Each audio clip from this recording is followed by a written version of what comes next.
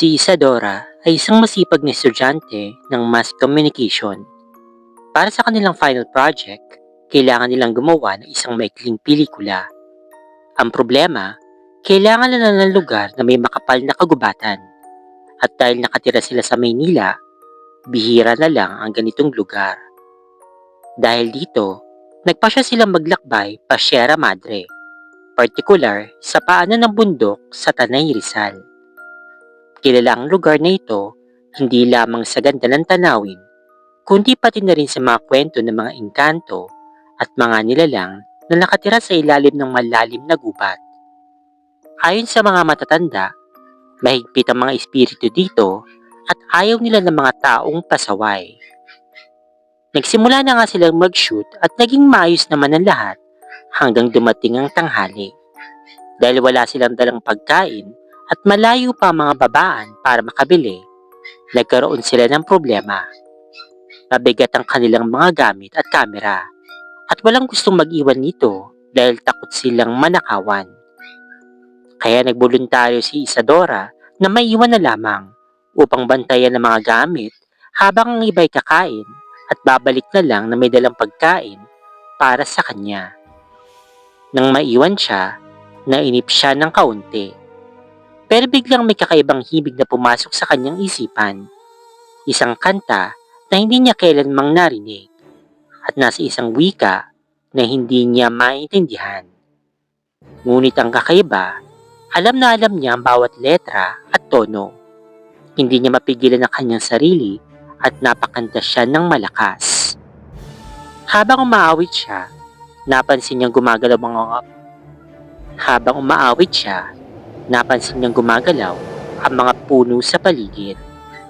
Akala niya hangin lang, pero parang yumuyuko at tumatayo ang mga ito, na para bang sumasayaw o yumuyuko sa kanyang tinig. Dahil abala siya, hindi na lamang niya ito pinansin at pinagpatuloy na lamang ang pagkanta. Nang makabalik ang kanyang mga kasamahan at matapos ang araw, umuwi silang lahat na walang kaalam-alam sa mga nangyari. Pero simula noon, nagsimula na ang mga kakaibang pangyayari. Una, nagsimula silang magkaroon ng mga nakakatakot na panaginip. Isang kaklase niya ang nanaginip na siya ay isang nambuhalang mata na nakatingin sa ibaba, habang ang mga tao naman sa ibaba ay parang langgam. Ang isa naman ay nanaginip na nangati ang kanyang kamay, at nang kamutin niya ito, may mga tumubong mata doon na kumukurap-kurap.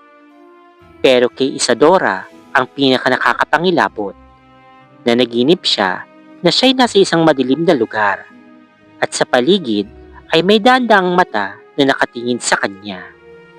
Hindi ito mga mata ng tao, kakaibang mga hugis, iba ang kulay, at nakakasilaw ang kanilang ningning. At narinig niya mga bumubulong na boses. Paano niyo nalaman ang awit? Nakikita niyo tayo. Naiintindihan niyo ba tayo?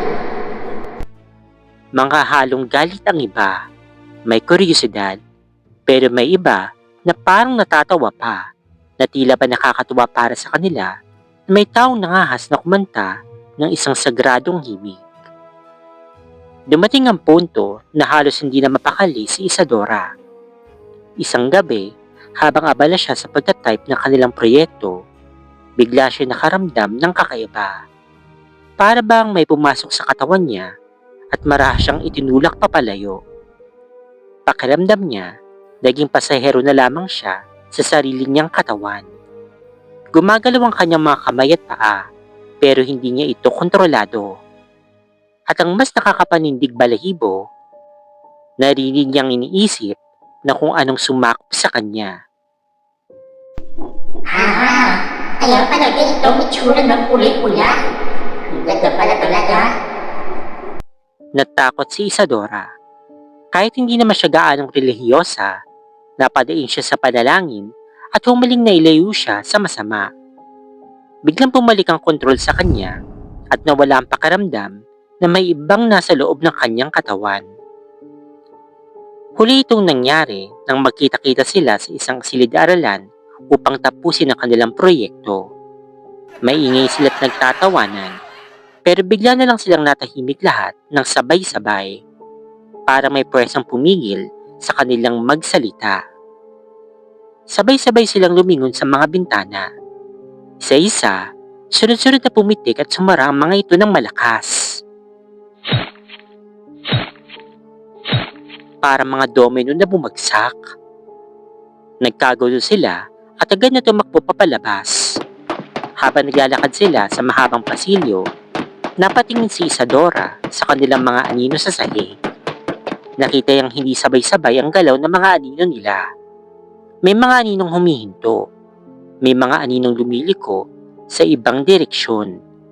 Habang ang mga katawan naman nila ay tuloy-tuloy sa paglalakad.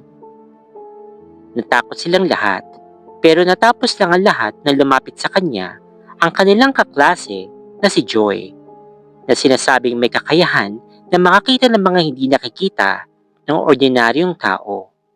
Hindi pa man nasasalita si Isadora, sinabi kaagad ni Joy na, May sumusunod sa'yo.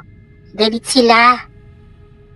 nang ikwento ni Isadora ang lahat, lalo na ang tungkol sa kanta, tumango si Joy. Ipinaliwanag niya na ang kantang yun ay hindi para sa mga tao. Ito ay awit ng mga tagagubat at nang katahin nito ni Isadora, parang pinangahasan o ninakawan niya ng boses ang mga espiritu. Dinala siya ni Joy sa isang albularyo sa probinsya. Doon, nagsagwa sila ng ritual at ng pag-aalay ng panalangin upang humingi ng tawad. Sinabihan siyang huwag na huwag niya nang kakantahin ng awit na iyon habang buhay. Sumang-ayon naman si Isadora at mula nga noon, tumigil na mga kakaibang pangyayari. Pero hanggang ngayon, dala-dala pa rin niyang memorya ng kantang iyon. Madalas siyang himukin ng iba na kantahin ito, pero matigas ang kanyang pagtanggi. Ayaw niya ng puling amunin pa ang tadhana. Hindi lang si Isadora ang may ganitong karanasan sa kanilang angkan. Kwento rin ito ng kanyang ina na si Aling Selina nung siya'y dalaga pa lamang. Nung panahong iyon, nakatira si Aling Selina sa isang liblib na baryo sa Negros Oriental, malapit sa bayan ng Himalalud. Tahimik ang buhay doon, pero may isang bagay na nakapagpagulo sa kanya. Sa loob ng mahigit isang linggo, nagigising siya tuwing umaga at may makikita siyang mga sariwang bulaklak at hinog na prutas sa paanan ng kanyang higaan. Ang kakaiba, hindi niya kailanman nakita ang mga ganitong klase ng bulaklak at bunga sa kanilang lugar. Kakaibang amoy, iba ang kulay, at tila ba nagmula pa sa ibang mundo. Takot na takot ang mga kasamahan niya sa bahay. Araw-araw, sinusunog nila ang mga ito. Pero kinabukasan, may panibagong set na naman naghihintay sa kanya. Dahil dito, nagpunta sila sa isang matandang manggagamot. Ipaniluwanag nito na may isang engkanto na nabighani sa ganda ni Selina at nililigawan siya nito. Ang mga bulaklak at putas ay regalo at tanda ng panliligaw. Nagsagawa sila ng ritual. Naganda sila ng pagkain at isang puting manok. Iniwan nila ito sa hangganan ng kanilang baryo bilang paalam at pagtanggi sa manliligaw. Mula noon, hindi na muling napakita at hindi na rin nag-iwan ng regalo ang engkanto. Marami pang kwento si Isadora. Nung bata pa daw siya, mahilig siyang magtago at kumain kahit pinagbabawal na ng kanyang mga magulang. Isang gabi, bumaba siya upang kumuha ng pagkain. Pero nang dumaan siya sa hagdanan, nakita niya sa bintana ang isang figura. Meron itong mga sungay at matatalim na ngipin, pero mga mata ay puno ng talino. Tumingin ito kay Isadora at may malalim na boses na nagsabi ng, Hindi ba sinabihan ka na huwag ka nang bababa? Hindi naman siya ganong natakot sa itsura nito. Ang inisip niya lang noon, "Ay, nahuli na ako." Kaya agad siyang tumakbo pabalik ng kwarto at nagtalokbong ng kumot. Hanggang ngayon, dala-dala pa rin ng pamilya nila ang kwentong ito. Paalala na sa mundong ito, may mga bagay na mas mataas sa atin at may mga lugar na hindi dapat binabastos. Bago pa man tuluyang magamit ang aming bagong opisina, naramdaman ko na kagad na may kakaiba dito. Kagagawa pa lamang ng gusali sa Ortigas Center, Pasig City, at kakaunti pa lang kami mga empleyado na lumipat mula sa lumang building na inuupahan namin. Tahimik, malamig, at parang may sariling buhay ang bawat sulok. Isang araw, may schedule kaming training sa 12th floor. Pumunta ako sa elevator area at pinindot ang button para sa 12th floor. Sa building na ito, kakaibang sistema ng elevator. Pipiliin mo muna ang floor sa panel sa labas bago ka papasukin sa tamang lift. Pagkapindot ko, bumukas kaagad ang pinto. Tingnan ko ang indicator at nakita kong 12th floor lang ang nakalagay. Ibig sabihin, direkta ito papunta doon at walang tigil. Pagpasok ko, may isang lalaki na pala sa loob. Katamtaman ng tangkad. Medyo mataba.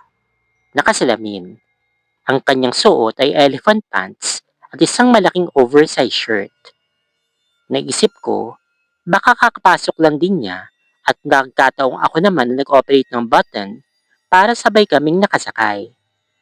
Tahimik lang ang biyahe. Nang bumukas ang pintuan sa 12th floor, ako lang ang lumabas. Naiwan siya sa loob ng elevator. Doon na ako napakunot noo. Alam ko kasing sa system ng elevator na ito, kapag nasa loob ka na at gusto mong bumaba o magpalit ng floor, hindi mo ito magagawa. Kailangan mo munang lumabas at pumindot ulit sa panel sa labas. At lalong hindi bababa ang elevator pabalik sa ground floor kung walang magko-call doon. Pero hindi talaga siya lumabas. Natili siya roon kahit wala naman siyang mapupuntahan kung hindi pabalik. Kinabahan ako ng kaunti, pero pinili ko na lang na huwag isipin. Pumasok na ako sa main office area. Ang layo pala ng lakaran papunta sa training room na nasa pinakadulo. Ang mga ilaw sa hallway at cubicles ay motion sensor. Madilim ang buong palapag at bubukas lang ang ilaw kapag dadaan ka. Sa isang hakbang ko, sisindi ang ilaw sa aking harapan. Isang hakbang pa, mamamatay naman ang ilaw sa aking likuran. Parang sinusundan ako ng kadiliman. Habang naglalakad at dumadaan ako sa isang row ng mga desk, napahinto ako. Nakaupo doon ang lalaking nakasabay ko sa elevator. Nasa harap siya ng computer at bukas na bukas ang monitor. Pero nakakapanindig balahibo, patay na patay ang ilaw sa buong area na yun. Paano nangyari yun? Dapat sana'y namatay na ulit ang ilaw dahil hindi siya gumagalaw. Pero kahit madilim, kitang-kita ko mukha niya na nakatutok dun sa screen. Hindi siya gumalaw. Hindi siya kumurap. Parang estatwa na may buhay. Dahil naiilang at medyo natatakot na ako, binilisan ko na lang ang lakad papunta sa training room at hindi ko na siya pinansin o kinausap man lang. Pagdating ko sa trainer namin na si Troy, tinanong ko siya, "Boss, occupied na ba talaga yung ibang party ng floor? May nakita kasi akong tao na nagtatrabaho doon sa may dulo." Tinignan ako ni Troy ng seryoso, saka umiling.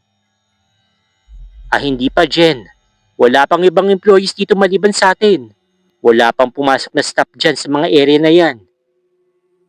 Alam kong totoo ang kanyang sinabi dahil kami ang unang lumipat. Pero sino yung lalaking iyon? Kinabukasan, tinawag ako ni Troy. Mukhang seryosong itsura niya. Describe mo nga sa akin yung nakita mo kahapon. Yung lalaki. Sambit niya. Sinabi ko ang lahat. Medyo katabaan, nakasuot ng salamin, naka-elephant pants at malaking shirt. Habang nagkukwento ako, napapansin ko na lalaki ang mga mata ni Troy at siya'y namumutla. Nang matapos ako, Huminga siya ng malalim at nagsabi ng katotohanan. Yung sinabi mo, siya yung isa naming IT staff, si Manny. Siya yung nag-install ng lahat ng mga computer at cables dyan sa building na to, bago pa man kami lumipat. Tinitigan ko siya, naghihintay ng kanyang pagpapatuloy. Namatay kasi siya nung ginagawa pa lang yung wiring dito sa 12th floor. Na-aksidente daw. Simula nung nailibing siya, yun pa lang kami nakalipat. Pero yung itsura, yung suot na sinabi mo, eksaktong-eksakto kasi sa mga kwento mo eh. Mukhang ayaw pa yatang umalis ng trabaho. Nanigas ako sa aking kinauupuan. Nare-realize ko na yung lalaking nakita ko, yung kasabay ko sa elevator, at yung nakaupo sa harap ng bukas na computer, patay na pala bago pa man kami pumasok sa building na iyon. Hanggang ngayon, tuwing dumadaan ako sa 12th floor, hindi ko maiwasang tumingin sa mga didilim na sulok. Baka nandoon lang siya, nakatingin sa screen, naghihintay na sumindi muli ang ilaw. Noong mga bata pa kami, madalas kaming magbakasyon sa probinsya ng aking ama, partikular sa tahimik at payapang bayan ng Buhi, Camarines Sur. Iba talagang pakiramdam doon kumpara sa syudad. Pagsikat pa lamang ng araw, tahimik na ang paligid. Walang ingay ng mga sasakyan. Walang sigawan, puro huni lang ng ibon at hampas ng hangin sa mga puno. Ito yung klase ng katahimikan na nakakapanibago. Pero minsan, nakakapangilabot din. Isang tanghali, gutom na ako, kaya hinanap ko si Lolo Isko. Wala siya sa bahay, kaya sumama ang pinsan kong si Buboy upang tulungan akong hanapin siya. Naalala namin na madalas pumunta si Lolo sa gilid ng malawak na gubat sa likod ng baryo upang maghanap ng kahoy o kaya magtanim. Kaya doon kami dumako. Habang naglalakad kami masukal na daan, biglang bumigat ang hangin. Naging madilim ang paligid kahit tanghaling tapat. Marahil dahil sa kapal ng mga dahon. Lolo, kain na! Tawag ko, pero walang sumasagot. Biglang napahinto kami pareho ni Buboy. Sa medyo malawak na damuhan, may nakita kaming maliit na figura. Nakaupo ito, nakatalikod muna sa amin. Akala namin na isang sanggol na napadpad o iniwan doon. Ate, may baby oh! Bulong ni Buboy sa akin. Lumapit kami ng kaunti. Pero nang lumingon yung baby sa amin, nanigas ang dugo sa aming mga ugat. Hindi ito tao. Oo, mukha itong bata. Pero mga mata nito ay puro pula, walang puti, at tila nagliliyab sa init. At ang pinaka-kinatatakutan ko ay ang bibig nito. Dahan-dahan itong ngumisi. At humaba ang dila nito hanggang dumikit na sa lupa. Malapot at mabaho ang laway na tumutulo mula rito. Amoy bulok na karne na humalo sa hangin. Ito yata yung tinatawag nila na tiyanak. Pero mas nakakatakot ito kaysa sa mga kwento-kwento. Takbo! Sigaw ko, sabay hila ko kay Buboy. Tumakbo kami ng tumakbo nang hindi lumilingon. Narinig pa namin kakaibang tunog sa likod. Parang umahagikik na tawa na parang pinaghalang boses ng sanggol at demonyo. Paglabas namin sa gubat, muntik na kami masagasaan ng isang rumaragasang motorsiklo. Buti na lamang at nakapereno kaagad ang driver na si Kuya Cardo. Kilala namin ito na mula sa baryo. Hoy mga bata! Nababaliw na ba kayo? Bakit kayo tumatakbo ng ganyan? Tanong niya sa amin habang hinihingal kami. Kuya, may baby doon. Pero hindi tao. May mahabang dilat pulang mata. Tiyanak yata. Kwento ko habang nanginginig ang boses. Tingnan lang ako ni Kuya Cardo habang nakakunot ang kanyang noo. Tapos bigla siyang tumawa ng malakas. Nananaginip kayo, no? Wala namang ganyan dyan. O sige na, umuwi na nga kayo. Tumakbo na siya palayo. Pakiramdam ko tuloy, ako lang ang baliw sa mundo. Pero alam kong aking nakita. Alam kong totoo yun. Pagdating ng gabi, umuwi si Lolo mula sa sabungan. Masaya siya at panay ang kwento ng kanyang panalo. Pero hindi ko na sinabi ang mga nangyari. Ayoko kasing pagalitan niya ako o kaya tawagin akong sinungaling. Nung gabi na, nakahiga na si Lolo at mahimbing nang natutulog habang ako'y gising pa. Nanonood ako ng TV sa sala na maliit lang at mahina ang volume. Nang biglang, nakarinig ako ng 3 katok sa pinto. Malinaw, mabagal, at sadyang naririnig kahit tahimik lang. Nainis ako kasi akala ko may kapitbahay o kaya bisita. Tumayo ako at binuksan ko ang pinto. Wala naman. Bulong ko sa aking sarili. Wala ni isang tao sa daanan. Pero nang tumingin ako sa dulo ng kalsada, sa may anino ng malaking puno ng nyog, may nakita ako na itim na figura. Hindi tao, hindi rin hayop. Isang maitim na anino na mas matangkad pa sa puno. Nakatuyo doon at tila nakatingin ng direkta sa akin. Hindi ito gumagalaw, pero ramdam ko ang bigat ng kanyang tingin. Parang sinasabi nito na alam nito kung anong nakita namin. Kaya mabilis kong sinara ang pintuan at nilako ito ng mahigpit. Mula noon, hindi na akong muling pumasok pa sa gubat na iyon. At hanggang ngayon, tuwing nakakarinig ako ng katok sa gabi, hindi ko ito binubuksan. Dahil alam ko na hindi tao ang kumakatok. Nanonood ng horror at napag-isipan namin na magkwentuhan din kami ng sarili namin experience kung meron kaming paranormal activity na experience or narinig na kwento from others na gusto namin i-share para dito sa vlog. At dahil kami lang yung tao dito sa bahay, so, nasubukan natin. Go!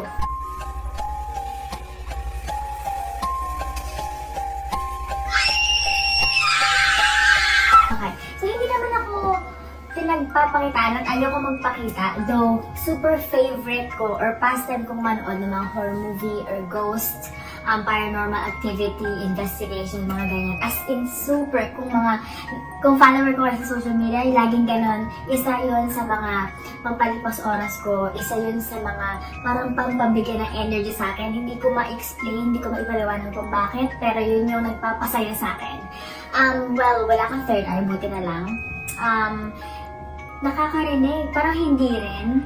Nakakaramdam, parang, yun, doon ako sa nakakaramdam.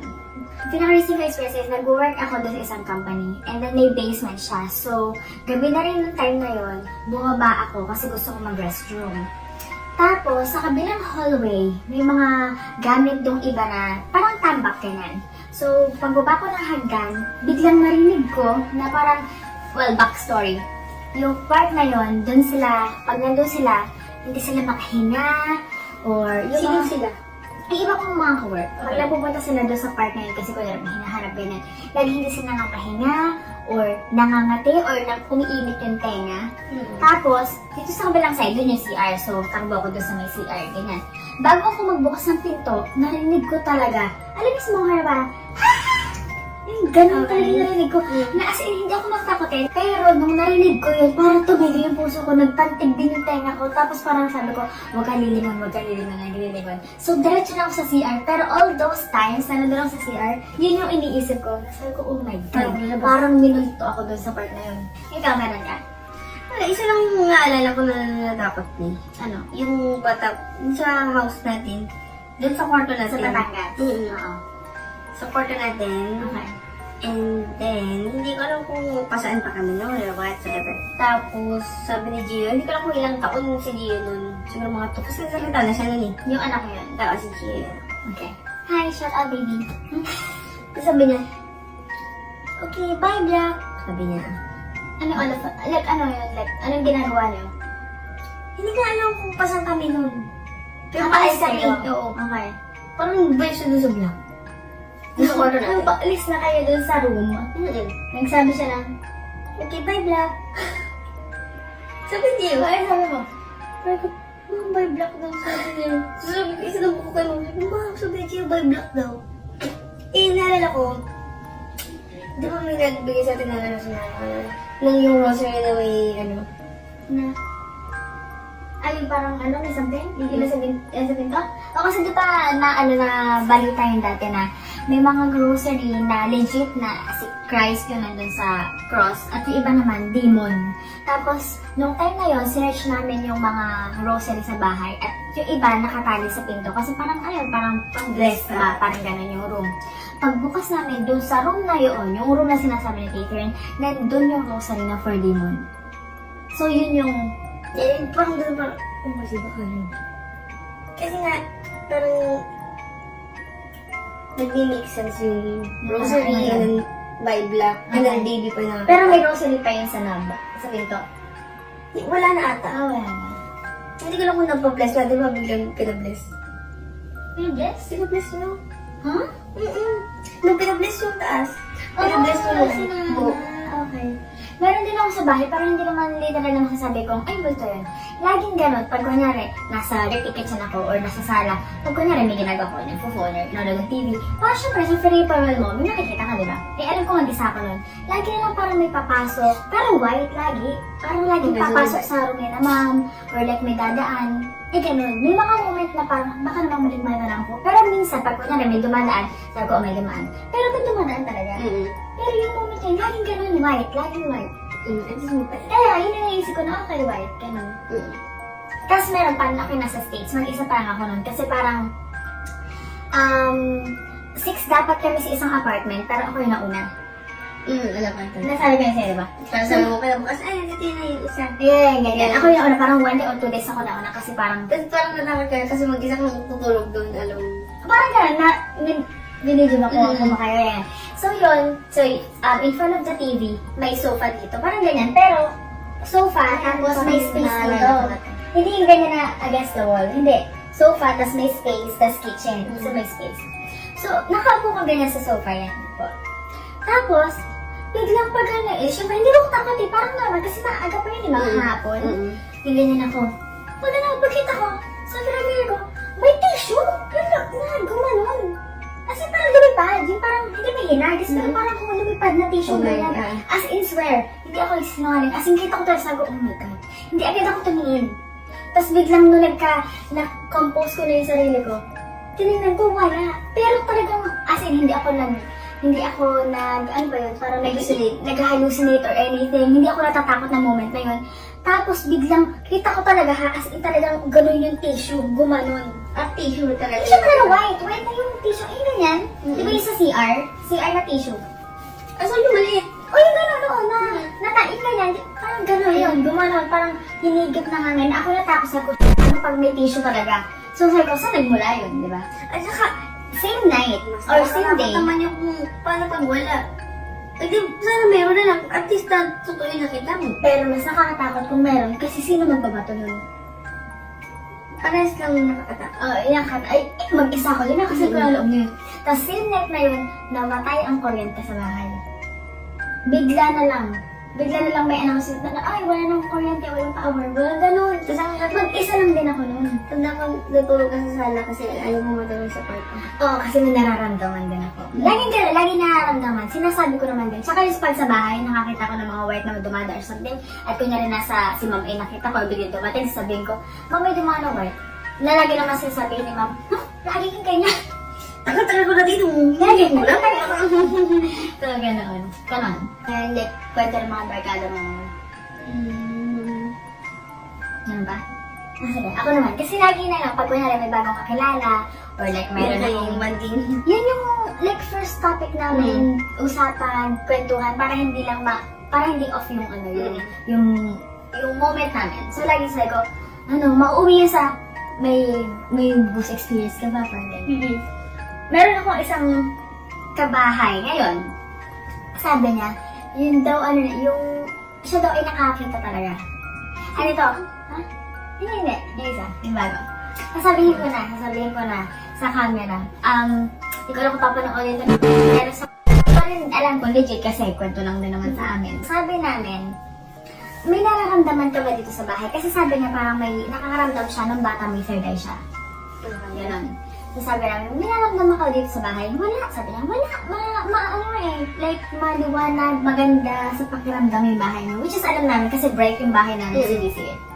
Kasi sabi namin, kasi napunta na siya dun eh. Kaibigan niya yung isang nakatira dun dati. Pero ngayon wala na. Tumawa siya.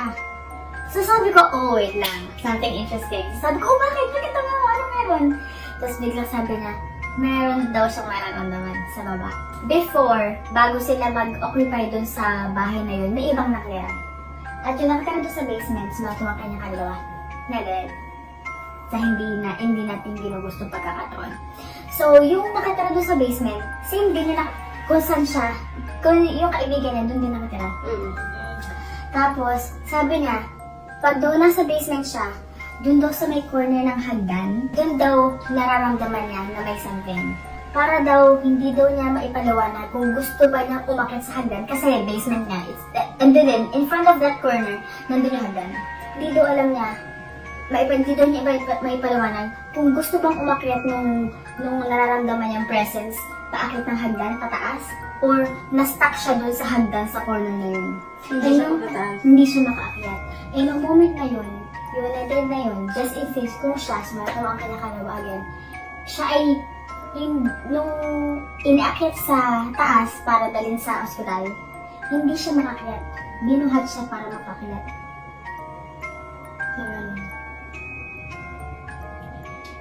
Ano doon? So, baka totoo. Kasi hindi namin nakasipinala yun eh. Yeah. Pero yung nakatira ngayon, wala naman na. Wala naman. Pero nung moment, yung dati na bago lipat sa baba, kaya tinanong ko siya eh, kasi parang nararamdaman ako. Pagbaba ko, parang meron ding mabilis na, alam mo parang mabilis na gano'n, hindi siya white, parang brown ang sabi ko, or gray ata, sabi ko.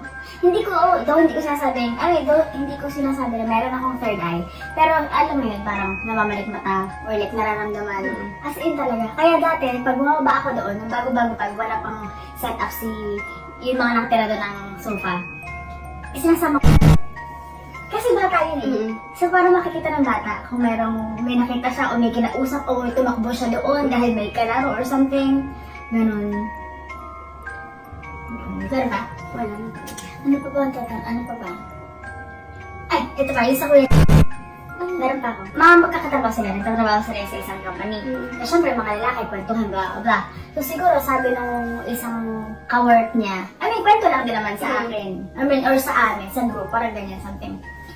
Sabi niya nandaw silang magkakatrabaho ay nag-uusap. Tinanong ng isang katrabaho din sa isang katrabaho niya na, naniniwala ka sa multo? Sabi mo, ito kung naniniwala sa multo. Tapos bigyan nag-CR.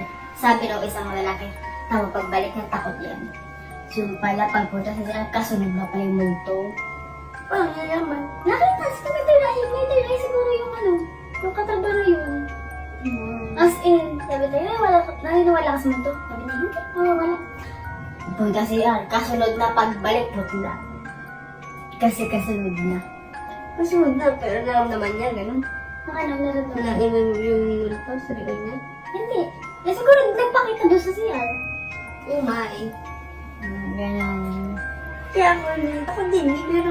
Wag mo silang i-dare. Oo, wow. Parang doon ako magpakitak sa akin.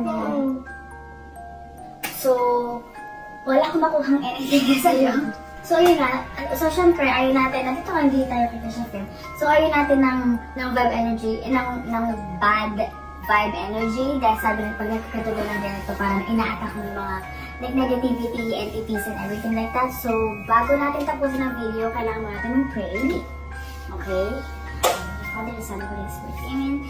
God bless those lost souls po at sana po ay hindi sila manggabala at sana hindi rin po kami dalawin or maapektuhan at keep us safe for all those bad energies po. Thank you and sumalatawa po ang kaluluwa nilang lahat. Amen. Sana po matahimik. Amen. Father, Son, Holy Spirit.